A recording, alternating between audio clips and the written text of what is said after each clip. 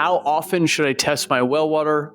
This is a question I love to answer because I think it has a really creative answer you don't expect. Traditionally, classically, you would test your well water once a year, once every 12 months.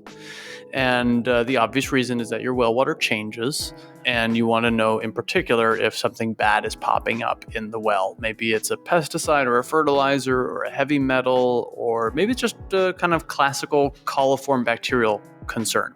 The more interesting answer, I think, and the one we've begun to share more often, is that instead of testing your well water every 12 months at exactly the same time of year, consider testing it every 9 months or every 15 months.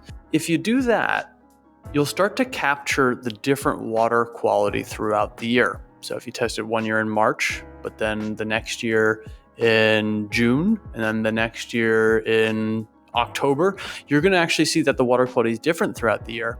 And that's very interesting and useful to know. If you always test your water quality in March, you're actually only getting the same snapshot every single year. So whereas once the answer would almost unanimously be test your well water every year, I've seen more and more experts in the field say, hey, instead of doing it every 12 months, test your well water every 9 months or every 15 months. It's some kind of an offset so that over time, over the course of 3, 4, or 5 years, you actually get a picture of your well water quality at different times of the year, during a period of drought, during a period of rain, during a period of cold and snow, during a period of heat.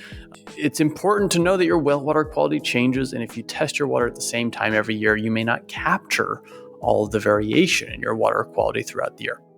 All right, thank you for watching, and please leave any questions you still have in the comments section below so we can get back to you as soon as possible.